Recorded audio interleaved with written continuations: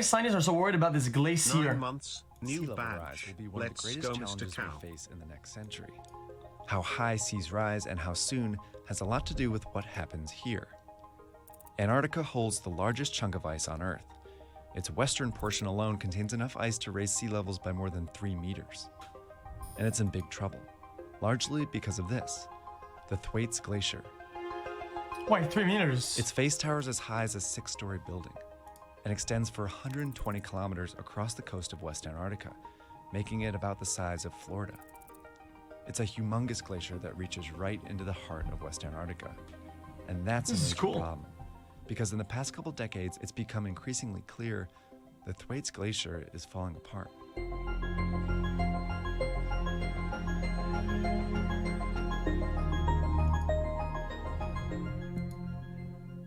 So who's gonna get flooded? These are portraits of a vast, rugged, treacherous continent, which has challenged man since first he could sail beyond the limits of his horizon. Antarctica. This is the Antarctic ice sheet. It's thickest in the middle, where Question. years and years of snow. Question. Chat. Everything is always melting, but could things be freezing?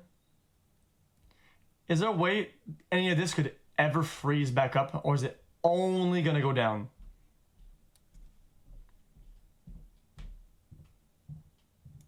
Fall compacts into ice. A As the little bit. middle builds, it pushes ice out towards the oceans via glaciers. And the part of a glacier that floats on water is its ice shelf. Salt. Today, man-made climate change is warming the air and water around Antarctica, causing each side of the ice sheet to melt, but at very different speeds. The eastern ice sheet lies mostly on high ground, above sea level, which keeps it relatively safe from warm ocean water. That means it's melting slowly and... Chat, it is like popsicles, right? When I have a bad popsicle, it's not melting, but as soon as I suck on it, now it's melting really fast, right? It's kind of the same concept. Remains relatively stable. But West Antarctica is different. Most of it lies below sea level. That means as it thins, water can undermine it, possibly kickstarting a more rapid collapse.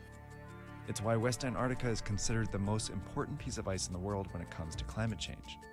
Here's another view of the bedrock underneath Antarctica's ice sheet.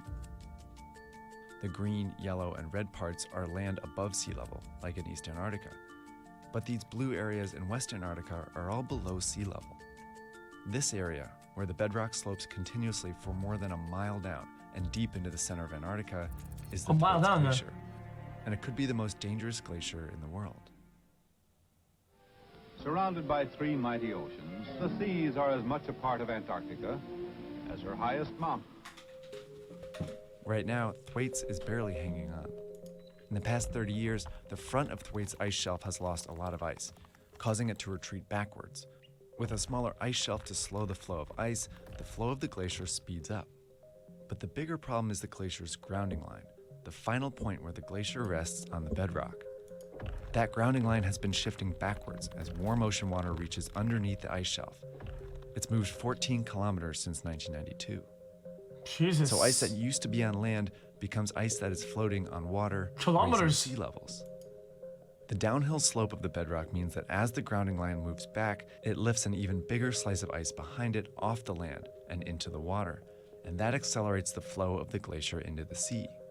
The amount of ice flowing from Thwaites has doubled over the past 30 years and already contributes 4% to global sea level rise.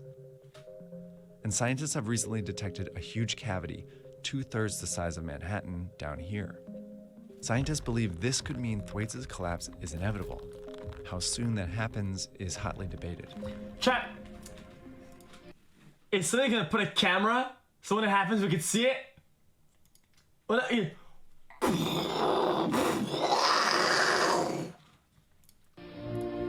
sleeping continent is awakening, slowly at first, but with ever-gathering momentum. The complete collapse of Thwaites will take centuries, and it's affected by many different things, from the temperature of the ocean currents to the makeup of the bedrock. But research shows that humans can possibly slow or even stall its collapse by curbing greenhouse gas emissions soon. That's important because some scientists believe collapse could start this century, while others say it's already underway.